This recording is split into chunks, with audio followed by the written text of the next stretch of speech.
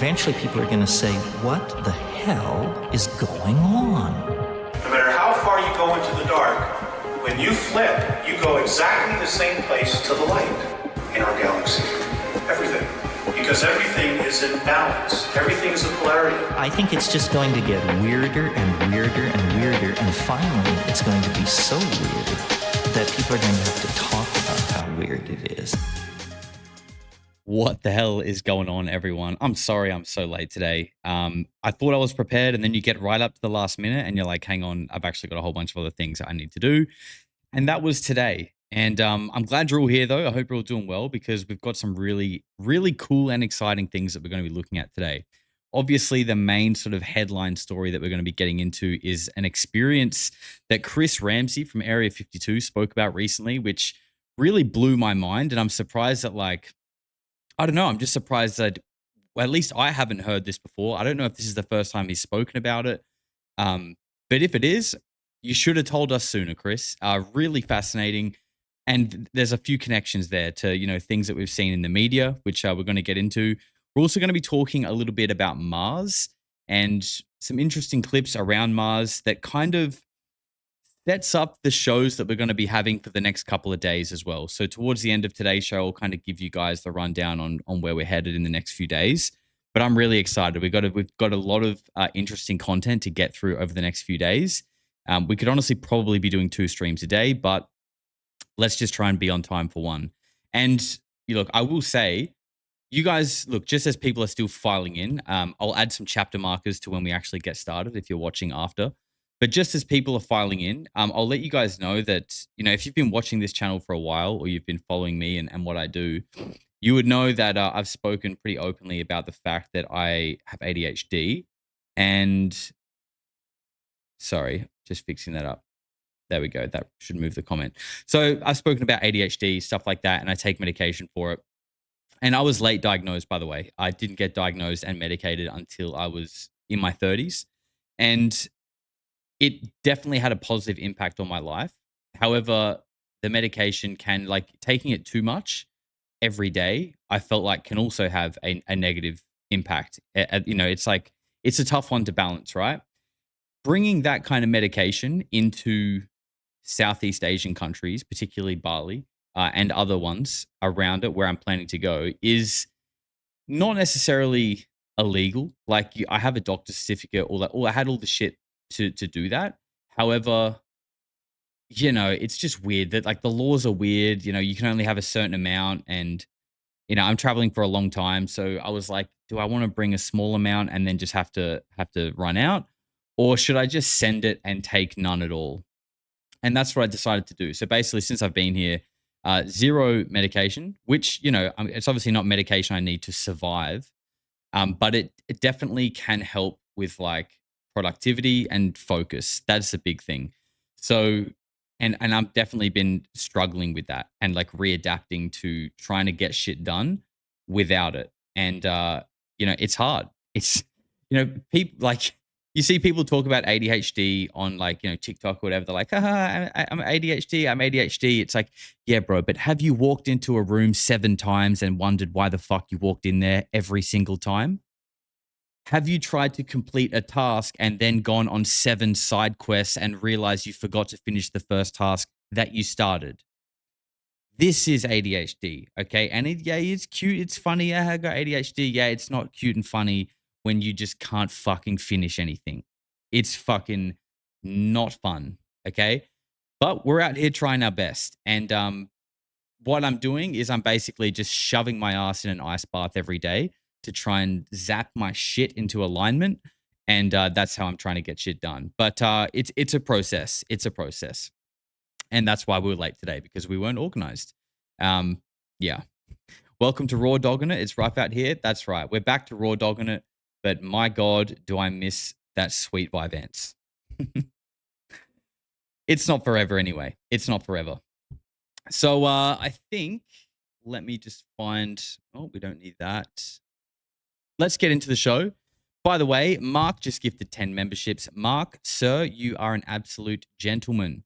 Thank you very much for the generosity. Let's get some love for Mark and the 10 new weirdos that we've just absorbed into our tribe. let's jump over to the Polarity TV. And I think we're just going to jump straight into the show. Like, I thought I would have a few other clips to put at the start, which I did, but your boy just wasn't organized today. So we're just going to get straight into the headline and then just kind of go from there.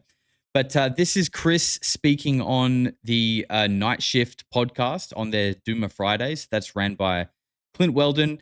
Basically just a bunch of bros talking about UFOs. So if that's your kind of thing, which, if you're here, it probably is, go and check them out. The link is below for the full episode. This is just a small segment from that. So here we go. There is some aspect of temporal communication. Like you now sitting in this chair on this podcast can be sending a message back to yourself at 15. Oh, and dude. At 15, you get it and you go, that's weird. I just felt like I was in a room on a computer talking. I don't know, like I had this weird idea that's what I was. Have you guys ever had that happen? At least all the time. At least once a month, I feel like I talk to myself as a little kid. Whoa. and talk to him like he's next to me, and like give him advice and let him know like you're gonna get through that thing, or at this point do this. I talk to myself as a kid often, and who knows? So cool. I've had an experience where during meditation I didn't know at the time, but it was like Focus 15, which is like, Bob Monroe's like no time, no space. I never meditate in Focus 15. But anyways, I'm in this meditation and all of a sudden I see myself gassing up outside at night. And I was like, oh, what's going on there? Or it wasn't myself, it was my friend gassing up, and I was in the car. And I was like, oh, I recognize this. This is the night we had a car accident. We were like 20 years old. We were, bit of drinking. It was late, 3 a.m. coming back from like a party type thing, right? Hyper irresponsible. And I was falling asleep in the front seat. And I remember this evening, I was thinking to myself, man, I really want to go curl up in the back seat, like when I was a kid, right? When you're, just a bumpy ride, and it's just like so nice, right? But I'm also thinking, this is my homie. He's driving. It's late. What if he passes out, right? That's a bad idea. I shouldn't go back there. But I'm too tired. I couldn't stay awake. And I just remember the feeling of like being held by my parents, picking me up after, and like and I was like, I'm like, hey man, do you mind if I just pass it in the backseat? He's like, sure. And I'm seeing this happen in my meditation. I'm asking myself, why am I watching this? And so I'm in the front seat, my friend's gassing up, and I'm not saying anything. And I'm watching this happen. And I go, all right, well, now is when I, tell him I'm going to go in the back seat. And I'm like a bird's eye view watching this happen. And nothing's happening. I'm not moving. I'm not saying anything. And then it dawns on me, and I go, I start sending myself the feeling of when I was a kid and how comfortable I'd be in the back seat and how awesome that would be. And now I see the door opening and I zoom out. Well, what happened is I sat in the back seat, I curled up like a little baby, and I was woken up to the car crash. So the car had hit the the side railing, and the engine was in the passenger side seat. I would have been cut in half. My friend was unharmed. I was unharmed. And nothing happened to us. Not a scratch. And I remember being bounced around. I thought it was at home. I was like, what the hell's happening? And that's when I realized. And I always wondered what made me, because normally I wouldn't have gone to the backseat. I would always stay with my friend, but it was this overwhelming feeling of like nostalgia that I was like, I want to just go curl up like a baby.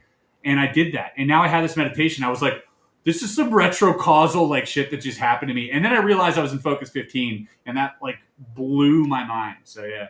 That's exactly. This is honestly like fucking unreal what he's talking about here. We're going to get into like where we've seen this in movies and stuff in a minute. But like, I've often spoken about on this channel, whether you want to call it like intuition, your higher self, everyone's probably got their own word for it, right? Whatever that voice is.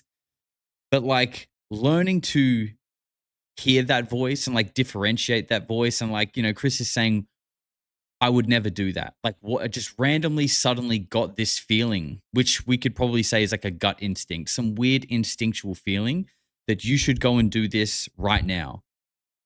And he obviously followed that feeling, and it saved his life. And now he's having this moment where he's almost playing that role as himself from the other side.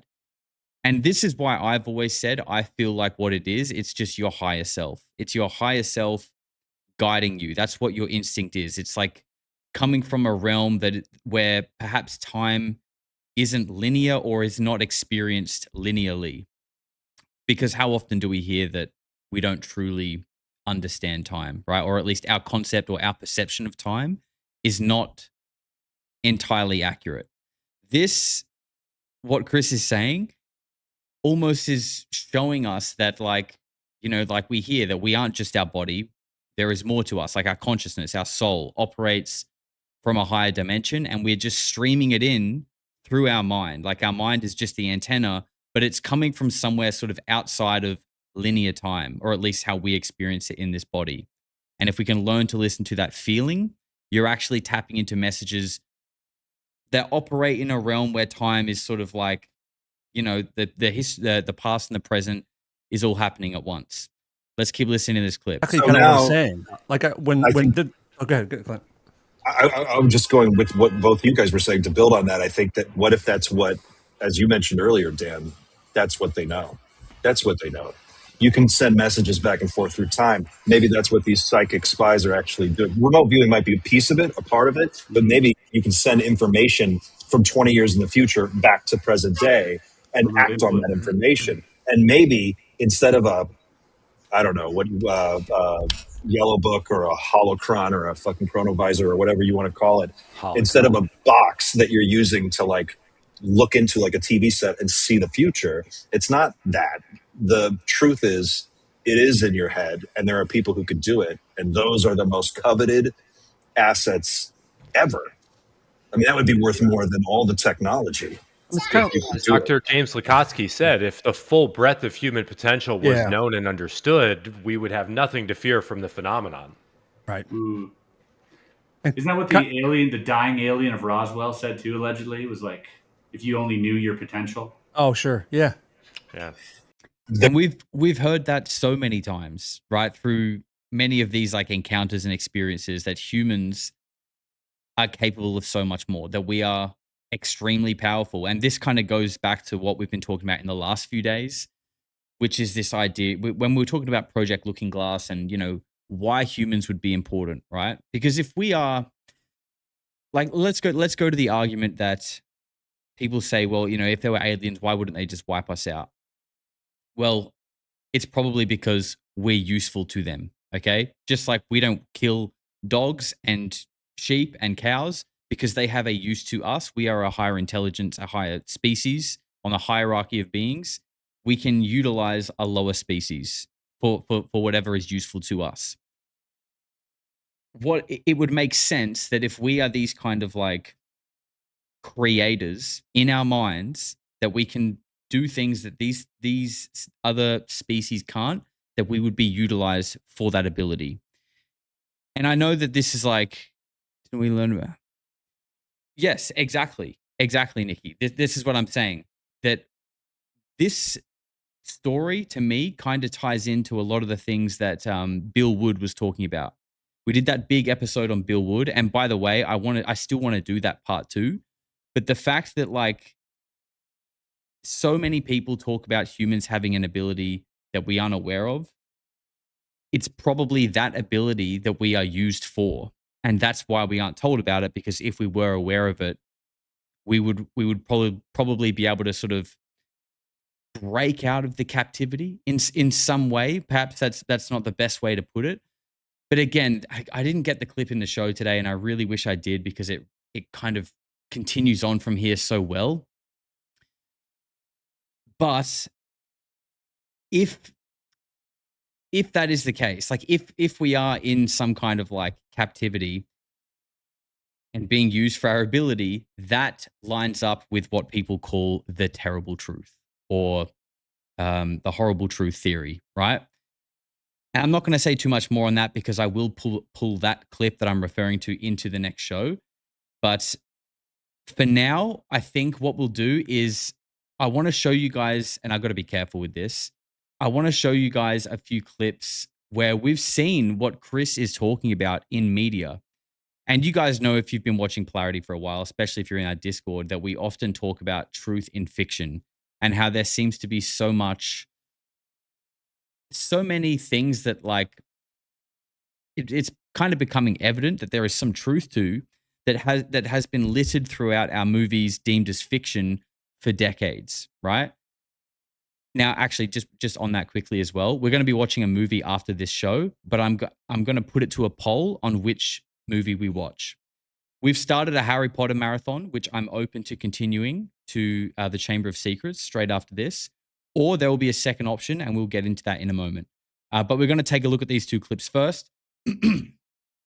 Arvillo, welcome back. Thank you for being a member for 1 month. They say, 2 of my friends, twins, were in a coach crash. Lots of people died. One of them told the other to put a belt on. 30 minutes before the crash happened, both survived. Wow. There you go. There you go. Where did that come from? What is that about? That's and that's what I'm saying. But you know, I do wonder if like I don't want to say I wonder if everyone has this. I mean, I do wonder because I feel like some people don't. But I think that's not because they're necessarily just like a straight up NPC, although that might be the case. But I feel like you first have to kind of learn to hear that voice. And you know what? Again, touching on the stuff that we've been talking about in these shows, that might first come from believing in it. Because again, what Bill Wood and many others have spoken about, what is like the power of belief? You have to actually believe in some. If we are creators, if we can create with our minds, you probably first have to believe it to then create it and establish that connection. And you hear that in the telepathy tapes and everything as well. Like these people have to be open to these abilities for them to even work in the first place, which for some people, you know, I feel like if you have a closed mind, you probably would write that off and you think it sounds silly. But I mean, you know, the evidence kind of seems to be there. It seems like belief is the foundation of sort of creation. I mean, what is the placebo effect, right? I know we're touching on a lot of the things we've talked about this week, but I'm really on that at the moment. I really think that there is just so much to that we create through belief. And that is why the control of our mind on a larger collective is so vital, because what everyone collectively believes in sort of manifests and becomes the world that we live in. Yvonne just threw in $50 and didn't even leave a message. Yvonne, you are an absolute sweetheart. That is extremely generous. Thank you very much. And if you did mean to leave a message, put it in the chat and I'll try and find it. But otherwise, thank you very much. You are a beautiful soul. And Zach Beach did 100. Wow, what is going on tonight? And he gifted 20 memberships. Oh my God. Zach, sir, you are an absolute gem. Thank you very much, brother. He says, happy holidays, my friend. They just got a lot better. Thank you very much, Zach. That is extremely kind of you. Let's get some love in the chat for Zach. What an absolute legend. And all of those new weirdos that we just absorbed. Okay. Let's get into some of these clips. Now, like I said, I got to be careful here because, you know, we're dabbling with AAA movies here. And they will be quite strict on their copyrights, but we'll do our best, okay? So we're talking about our future selves sending messages to ourselves in the present to, you know, save our life or some kind of key message in our life that's come from the future, from ourselves, right? Relevant to this story almost exactly, but also the fact that we just started a Harry Potter marathon is in Harry Potter and the Prisoner of Azkaban. Harry does this with himself. Now, if you don't watch Harry Potter, basically in this movie, they're given this necklace that allows them to manipulate timelines, and they go back in time and Harry saves himself, but he doesn't realize it's himself until he's in the future playing the role and realizes that he has to save himself, just like Chris explained in his dream. So I'll play this. I might have to mute it a little bit, but here we go. Hold on. This is horrible. Don't worry. My dad So- will come. So what's happening here is Harry can see himself basically getting mauled to death by Dementors across the lake. And he's in the alternate timeline right now. So what he's actually watching is himself in the past, and he's waiting for someone who he thought in the movie was his dad, right? He's waiting for his dad to come and save him right now. And he's watching himself in the past kind of about to die and get saved. Spoilers. Dizzy, this movie's about 20 years old, brother. I think we're past that. Okay, if you haven't seen this yet, that's on you. But join the Discord because we'll be... No one's coming to save you, right? No one's coming to... And forget Harry Potter. No one's coming to save you. All of you in the chat, all 646 of you, nobody is coming to save you in your life except you. Put it on a team. And he saves himself because he realizes no one's coming to save you, bro. So that example, I thought, when Chris told me, well, he didn't tell me, when Chris told that story, immediately, as a bit of a Harry Potter nerd, I was like, oh my God, this is just like The Prisoner of Azkaban. But it's also like Interstellar. Now, we've got to be very careful with this one because the amazing Hans Zimmer track is playing in the background. But in fact, look, we might even play it just a book getting knocked off the shelf. And I believe something happens here with him doing this as well, from the other side of the shelf. In fact, this may even not be the exact scene, but this type of concept plays out in this movie, which is a fantastic movie, by the way. And as I said, we were going to watch Harry Potter 2 in Discord tonight, and we still might. However, I'm willing to poll Interstellar as a contender. So at the end of this stream, we're going to run Interstellar versus Chamber of Secrets soundtrack that I'll just throw on and listen to. And, you know, who doesn't love a bit of Matthew McConaughey? What an absolute G. Actually, look, here's a little Easter egg that I'll add in here. Listen to the little bit of dialogue, and this just ties in beautifully to everything that we've just spoken about, by the way. Listen to the little bit of dialogue that happens at the end of this scene here. Let me make sure I've got volume as well. They constructed a 3-dimensional reality inside their 5th-dimensional reality to help you understand it. And it ain't working, according to Matthew. Interesting little bit of dialogue that I just thought we'd add in there. And on the theme of space, this kind of ties us neatly into our next section, which is Mars. Now, this is a clip that I pulled from Red Panda recently on X that we're going to get into. And you know what? Give me a sec because I can't remember the guy's name who's actually speaking. And I feel like that's important. But it wasn't a name that I really recognized. But I will find it just so you guys have a little bit of context here. It is Rush Limbaugh. Now, I don't know who Rush Limbaugh is. This is from 2004. And I guess he's a radio show host because it's from a radio show. And it's about elite circles believing they were related by blood to alien gods from Mars. So shout out to Red Panda, the Lord of the Clips, as always. That's what we're going to watch next. So this is this one here. Just before we do, though, Robin Fraze, you little freak, thank you for becoming a member. And Mark OTB with $50. Mark, my God, people are feeling generous tonight. Thank you very much, Mark. He says, Josh, my middle name is also Mark. OTB is of the beast. Lol, I'm not a Satanist anymore. My man, thank you very much. Yeah, Mark runs deep in my family. Got a lot of Marks in my family. Thank you very much, bro. I appreciate it. And Gematria says, I think it might be worth doing a dive into Rupert Sheldrake, specifically Morphic Field and the Extended Mind. Lines up with all of this. It really does. And God, with all the clips that I wanted to kind of tie on from in this show, the show would have been like 3 hours, honestly. But that's why we have shows lined up for the next couple of days now. And everything's going to kind of be continuing on from the last. So I'm really excited for the next couple of days. But anyway, let's get into this. This clip is just over 6 minutes and some really interesting stuff here. And we're going to get into Mars a little bit deeper.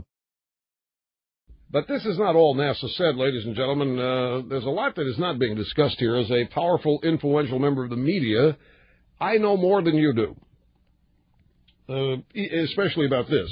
I have seen a highly classified report that has not been released publicly, and it probably won't be unless you consider my talking about it here to be releasing it publicly. It's top secret report, codenamed the Gore report. It was prepared by scientists from Area 52 in New Mexico. They analyzed the Mars data, And there are some findings in this report, and I can understand why they don't want to release this, but I want to, and I don't know it all, but I want to pass off what some of the Gore report says. There was life on Mars. That's what NASA is not being upfront about. There was life up there. Everybody knows it. We can't be the only people occupying the universe. It's impossible. Who do we think we are? We're the only people God created? Sorry, for those of you who don't believe in God, only people who evolved from apes? So it's clear that there was life elsewhere, and now that NASA's kind of let the cat out of the bag, if there were habitable conditions up there, we know there was life there. In fact, they found some DNA evidence up there that compares favorably to members of the... Yeah, the Area 52 reference there, I was like, wait, what? Was that just a typo? Or is Area 52 an actual thing or a slang term for something? I always thought Chris just kind of, cleverly named his channel as something similar. Did he just make a mistake there in what he said? He meant Area 51, or what? Like, what is that? Anyone know? Skull and Bones Society here on Earth. These people were highly industrialized, the Martians. They were technologically superior, and they were very arrogant people. And they thought that the power and the force of their existence was all that was needed to sustain them. And they didn't care a whit about conservation. They didn't care a whit about preserving anything. They got rid of everything that was pristine. They used the internal combustion engine. They were globalists. They got rid of all the countries on that planet, and they had just one giant society, and the powerful, rich, just absorbed everything they needed from the best parts of the planet, used it for themselves, and everybody basically suffered until everybody died out, because what happened was there were no checks and balances. Probably, I don't know this, there probably wasn't any campaign finance reform to restrict the corruption in their elective circumstances there. And so special interest groups and multinationals who escape taxes by forming offshore accounts. There's no coincidence in the fact that they found water, lots of water, where the habitable conditions were, because it dovetails with what's in the report about some of these multinationals abandoning their own countries and locating offshore for all of the nefarious reasons. They had rainforests. You're not hearing about this. They had ancient rainforests. They had jungles. They had so much oil and gas. They had reserves out the wazoo. In fact, one of the things they found on Mars is that there are still, it's possible that there's still some there, tiny little amounts. But it's clear. I mean, you saw the pictures from Mars. I saw the skeletons. At least I saw the fossils of the skeletons. There were people there, or there were beings there. But it looked like Pompeii. It looked like these people all died huddled together, and they were just swarmed in an instant. They were one day there and then gone. So many people living close together, it has to have been the result of urban sprawl. Nobody had any space. Nobody had any room, and you could tell it. I saw it from the pictures that they released. It's clear, ladies and gentlemen, Mars was once it was once the jewel of the solar system, and it was raped. Mars was raped. This is what NASA knows. This is what the Gore report says. Mars was raped by robber barons. Capitalism, dependence on combustible engines led to global warming. The ecosystem that sustained everybody was destroyed. That's why the water they found is at the equator area. The ice caps melted. Exactly what's happening here, folks. Exactly what's happening here. These people were advanced. Not everybody on Mars died. This is what's fascinating about this report. Not everybody on Mars died. Some were able to flee. Some were able to get off the planet. This is what they can't afford to release. UFO. And doesn't this kind of, look, I don't want to say make sense, but when we have seen pictures from Mars with what kind of looks like structures, there's the famous face that we've been able to see since the 70s. There is, square, weird kind of shapes and structures that do not look organic at all. it makes, and you've also got the stories about remote viewing Mars up to 1 million years ago and seeing giant megaliths, pyramids, things that looked like humans but slightly taller and bigger, more muscular, like larger humans. All of these things kind of track with what he's saying and what we're about to kind of look at and get into. Yep. All these sightings, all of these blinking lights, all these unexplained things, they're real. That's why they're calling this Area 52. Those are Martians escaping the destruction. I think it goes way back, before we were alive. These UFOs have been happening all over. It may well be that the bright star that guided the 3 wise men was a UFO. Definitely was. Tax cuts absolutely were a factor. That's what the offshore thing was all about. Yeah, of course tax cuts were a factor. But the elites got off. The elites were able to travel in space. The elite, there weren't very many of them, but they were able to get off. They fled the planet in time. The stunning thing about the Mars report, the Gore report, is that they're here. These people that destroyed Mars are here. They are on Earth, folks. They are in America. They work at Halliburton. They worked at Enron. They worked at WorldCom. They're at Boeing. They came to America, my friends. And the Gore report clearly illustrates they have not learned a thing from their experiences on Mars. The truth is out there. Far, far out there. There you go. They are here. They walk among us, right? How many times have we heard this? And interesting to hear him say that they work at Boeing, which, a company that's been central to many a conspiracy theory, and also things around like being visited by men in black. Okay, these is all kind of centered around. He's specifically talking about America, but we hear about this kind of stuff happening all over the world. And I'm going to pull up actually. Okay, before I pull up Google Earth, this is what I want to get into next. Okay, basically, the idea that is being pushed through this story is that Mars came before Earth, and that life that existed on Mars, to use the words that he used, raped Mars, basically just destroyed it, and then hopped over to the next closest habitable planet, which was Earth. Okay, so you could almost say he's basically saying Earth is almost like a Mars V2, and what is happening slowly here on Earth is exactly what happened on Mars. Okay, and we are kind of like raping the Earth in the sense of, the way we destroy.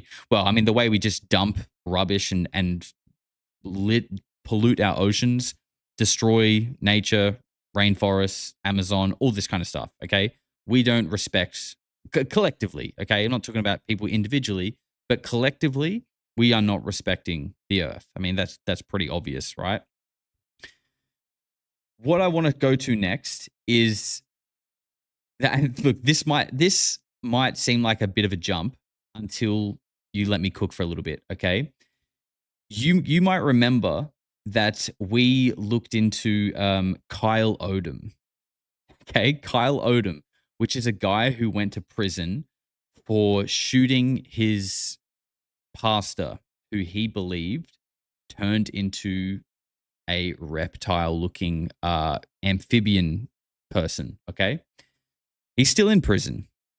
Now, we did like a reaction to basically a video talking about it. Now, I've actually got the full 40-page manifesto from Kyle Odom. And what we're going to do tomorrow is a full read-through of that, as well as a few other relevant clips. However, what I want to read to you, just to kind of give you a little teaser for that episode, is a small excerpt from that, where Kyle talks about this species that is here is from Mars. and that, he calls them the Martians, but what he's referring to are these reptile-like creatures that are here enslaving the planet.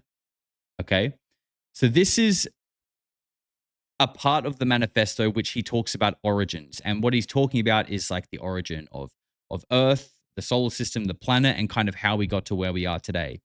Now, you'll see when we do the full read through of this manifesto that as kind of schizophrenic as this whole thing might sound, he actually provides a lot of paperwork with this, including his DD 214 for his time in the military, his academic grades in like university, which were extremely high. Like this guy was super, super intelligent, and he shows proof of that. And what happened to him is kind of insane. And it's one of those things where like it's as wild as it is, so much of it does kind of track at the same time. So we're just going to read a small excerpt of this. I've got 2 other screenshots that we'll go through. Just quickly though, Xeno Scrape, nice to see you here, sir. He says, when I was 6, I was given a time travel instruction book by an old man. Kept it all my life. Took me all my life to build, but went back and gave it to myself at 6. Who made the book? You did. You did, sir. You made the book. Barbados gifted a membership. Barbados, thank you very much, you generous soul. And Fly Ether, nice to see you here, my man, says they are preparing to leave us behind again. Also, Rush died from cancer. I wonder. Yeah, they always seem to, don't they? They always seem to meet a strange, untimely death, the people who talk about this stuff publicly. What a coincidence. Thank you very much, brother. All right, here we go. This is a small excerpt from Kyle Odom's manifesto. Origins. In order to talk about life on Mars, first we need to discuss where the solar system came from. Before our sun or any other planets existed, our solar system was part of a giant molecular cloud. The birth of our solar system began when a gravitational disturbance occurred inside this cloud. As gravity took over, the mass of the molecular cloud began collapsing on itself, which led to the formation of our sun. As the sun formed, a huge mass of dust began collapsing around it, which flattened out into a protoplanetary disk, which I would assume is kind of like when we see pictures of the solar system and it kind of looks like the Milky Way is this kind of like spiral of like gas and dust and whatever. That it kind of looks like a disk, right? The material of the protoplanetary disk then began to accrete and coalesce. This process gradually led to the formation of the planets, moons, asteroids, and comets in our solar system. During this time, the solar system was an incredibly hot place. The surface of the rocky planets, Earth and Mars, was molten. The early solar system was also swarming with comets and asteroids, which constantly bombarded the planets and their moons. The timescales of these events were massive, occurring over billions of years.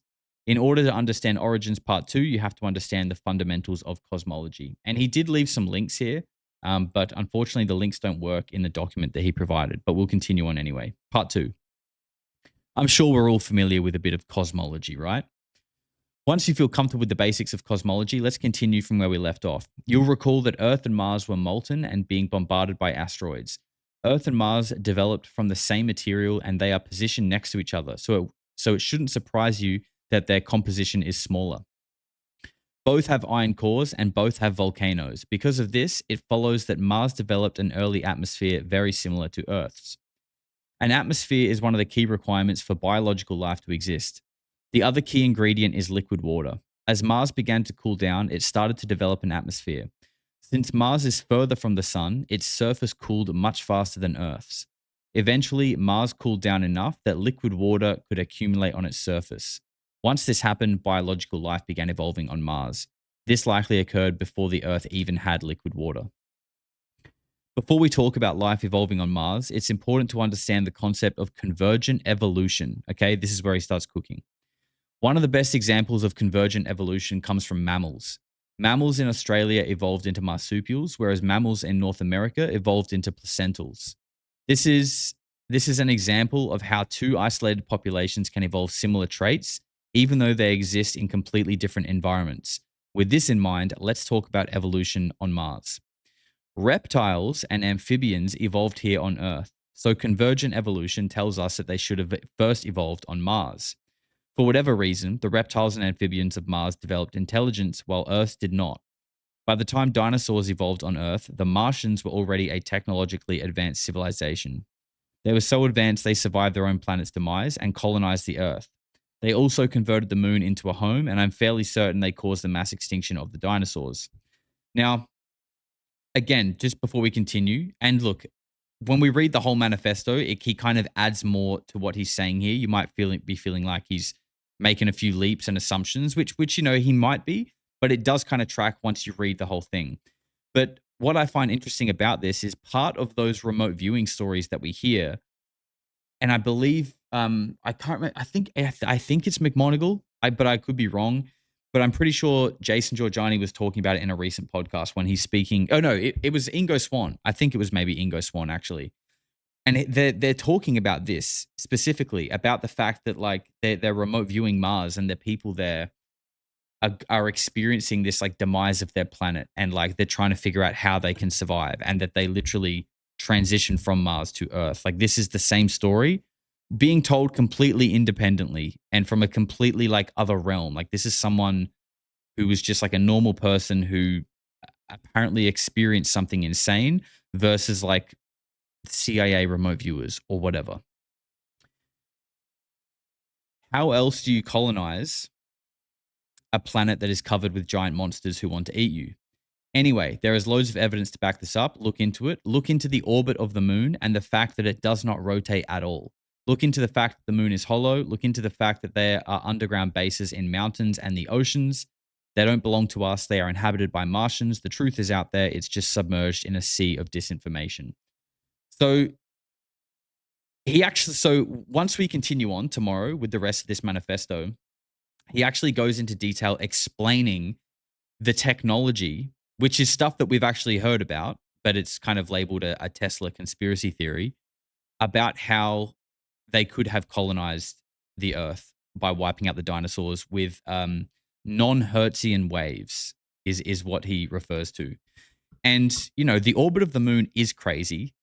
Now, he says it doesn't rotate at all. It was my understanding that the moon actually does rotate, but its rotation is like so perfectly synchronized with Earth that basically as Earth is rotating, so is the moon. So it's like it's always the same part that's facing like perfectly, which if that is the case is just another wild, like, what a coincidence. Just like how, like, what are the odds that the moon being as small as it is versus the sun being as big as it is, both just happen to be the exact perfect amount of distance away from Earth that they appear so identical that they can create an eclipse.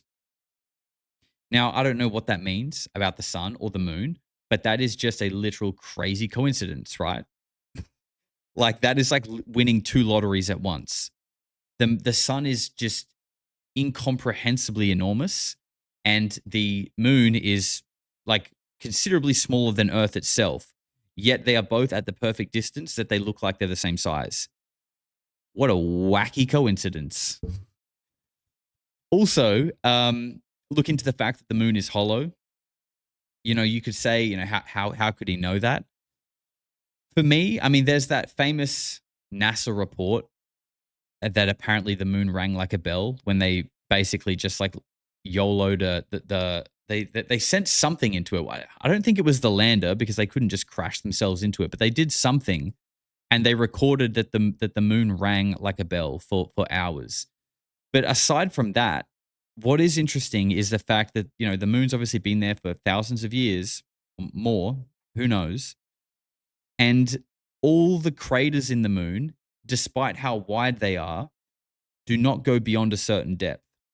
And you would think that like the depth would scale proportionally to the width, right? If you get hit by a bigger, wider asteroid or comet, that's going to go in deeper because it's going to have more mass and more force. It's going to create a bigger crater, but it doesn't. They all only go to the same depth and they just get wider.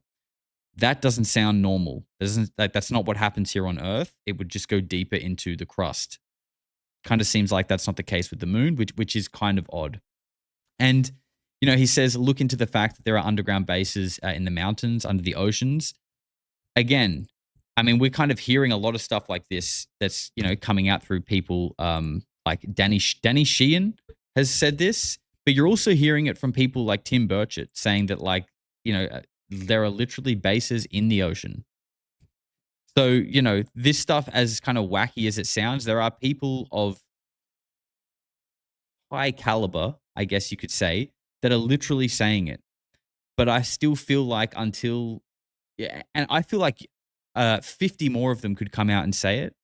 But until the actual president says it, people just won't listen. And do you know what? I actually have a feeling that if the president comes up to the lectern and says we are not alone, I still feel like 40% of the population will be like, "Oh, I don't care.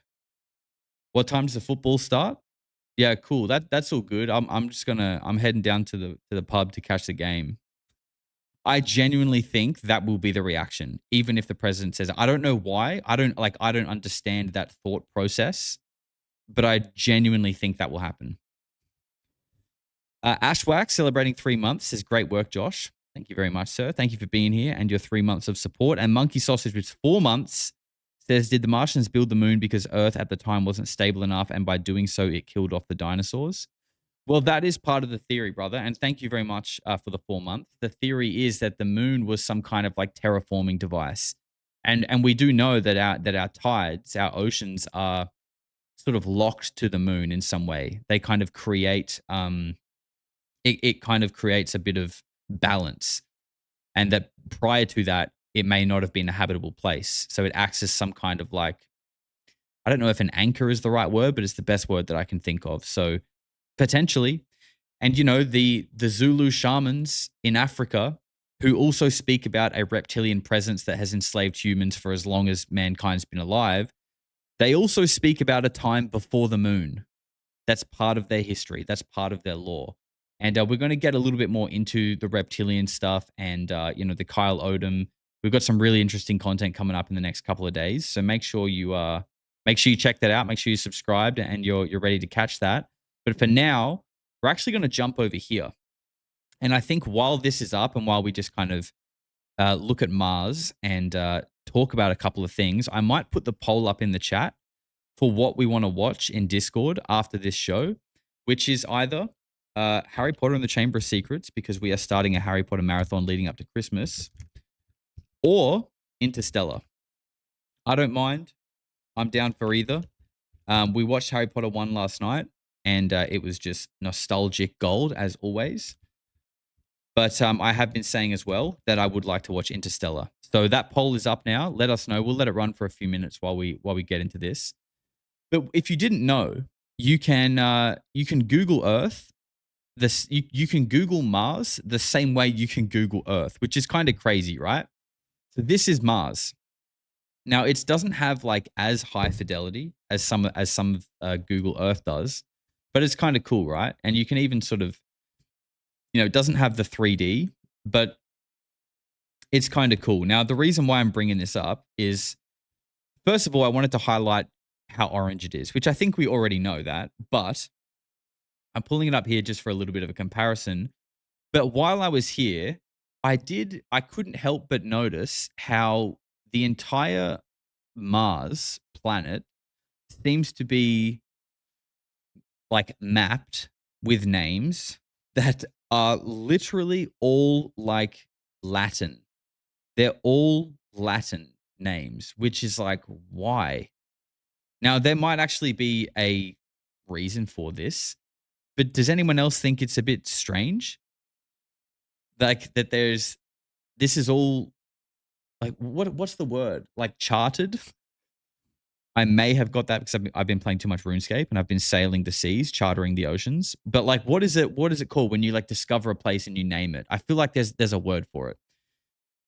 Anyway, the fact that it's Latin, and then you've got these weird, Tim Taylor rockets going up with strange like Egyptian deities on them with Latin phrases, and then you've also got, or you've got, pictures of what look like structures and pyramids and things on Mars. And you've also got the Freemasons who have and look, not just the Freemasons, many other places that kind of put their slogans and their names in this same kind of Latin. It's all just a bit odd. Like, I don't know why we would be naming things in Latin in 2025. And I'm sure this wasn't all charted in 2025, but I'm sure it wasn't also charted in like the 15th century or whenever the hell we were using Latin. Or maybe it was, because the people who have been in power are actually from Mars and they know what it's called, and this is what it was called before Earth was even terraformed. Who knows? Okay? Who knows? But the reason why I wanted to pull this up was first just to show you how orange it is, okay? And we might be talking about a country that was allegedly raped, okay? To use that terminology, this country, this planet, sorry, was raped, destroyed. The atmosphere is gone, the water is gone, the life seems to be gone. Now let's jump over here and look at Earth. And I've told you guys, I've mentioned this before, but what I find interesting is when we look at the places that are rife with anomalous history that dates back a long, long time, kind of looks a little bit like Mars. Now, could just be a coincidence, right? It could just be coincidence number 3,679. Of course it could. But it's strange how like the places that are, where the pyramids belong, where Mesopotamia once was, and we found stone and clay statues of reptilian-looking beings, which we're going to talk about more in the next couple of days, where there is, potentially some kind of holy spiritual war taking place, and maybe you could say a mass sacrifice of human beings. Who knows? Who knows what's going on? But it's definitely something that feels a little inhumane. That's happening, and it all kind of has this same kind of look of land that has been raped.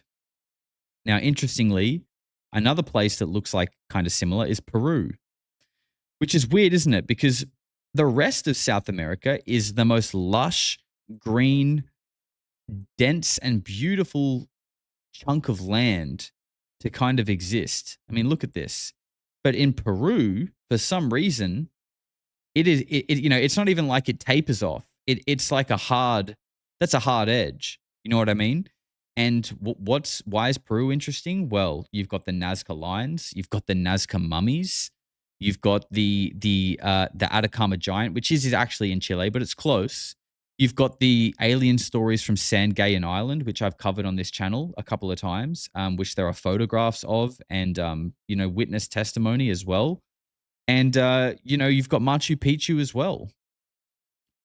Another place just like Egypt, which also looks like a landmass that's been raped. You've got Machu Picchu, which seems to show advanced technology. Giant stones formed together like 2 kilometers above sea level so perfectly that there is no mortar needed between the stones. They just fit perfectly. And, and then also don't forget the face peelers. Okay. You've got the face peelers happening somewhere up here in northern Peru as well. So, it's a bit weird. It's a bit weird. And, while we're on this topic, Australia is pretty red looking too. And Pine Gap's an interesting place. Apparently Mount Zeal was an alien base that was remote viewed as well in the 70s. So who knows? Is it something to do with nuclear technology? I'm pretty sure. Didn't they say that like the Mars rover detected like an element that is only like synonymous with like large amounts of nuclear explosions or fallout or something like that? I'm probably butchering that, but it's like there is evidence on Mars of like extreme nuclear war or something like that. And you seem to see that in the I didn't even mention the southwest of America, which is obviously another big one too. You've got Area 51, you've got Arizona, you've got the Four Corners here, which is just like the heart of the Native American tribes, like the Hopi, but also Arizona, like you've got Secret Mountain where Ross Coulthart reckons he saw orbs. You can do UFO tours here where you can basically see orbs every single night. And, you know, the Hopi talk about the star people, the ant people. Yeah, Xenon 129. That's it, Andy. That's the one. So, and you've got Area 51 over here. Like this land looks raped. I'm sorry to keep using that term, but that's what he said. And it does look accurate. It does seem like a fitting term when you look at this land, especially here. Like that is kind of crazy to me, but you know, just something that I thought was interesting, that the land that seems to be very significant in terms of like contested territory or anomalous sightings being prevalent seems to have a very similar look to Mars. Don't know, could be nothing, probably nothing, but probably also worth mentioning at the same time. I'm going to wrap this poll up right here, and it looks like we are watching Interstellar. I'm excited. I'm excited for that. Now, guys, as I said, the next couple of days, we're going to be streaming pretty much at the same time every night. Tomorrow, we're going to carry on with the Kyle Odom story, and we're going to kind of get into the shapeshifters and a little bit more stuff around that, which I'm really excited for. That'll be a good show. And then I think Friday night, we're going to do Bill Wood part 2. So we're going to go back to the whole Project Looking Glass whistleblower side of things. And then I think on the weekend, we'll have another clips show. And hopefully there will be my first video of what I'm up to in Bali coming on my other channel, which is linked below. That's Josh Radamas TV. If you could go there and subscribe and show some support over there. If you want to catch up with what I'm doing here, I would very much appreciate that. But that's pretty much it, guys. Jump over in Discord. The movie will be starting in, I'll say, maybe about 15 minutes. So you've got plenty of time to get yourself some snacks, get comfy, get ready for the movie. The link is below. It's free for everyone. Come and hang out. But if not, I'll see you in the next show. Be good to each other. Be kind. Make sure you're getting outside every day. Touch some grass. Stay plugged. Stay tapped in. And I'll see you guys in the next one. Peace. Eventually, people are going to say, what the hell is going on? No matter how far you go into the dark, when you flip, you go exactly the same place to the light in our galaxy. Everything. Because everything is in balance. Everything is a polarity.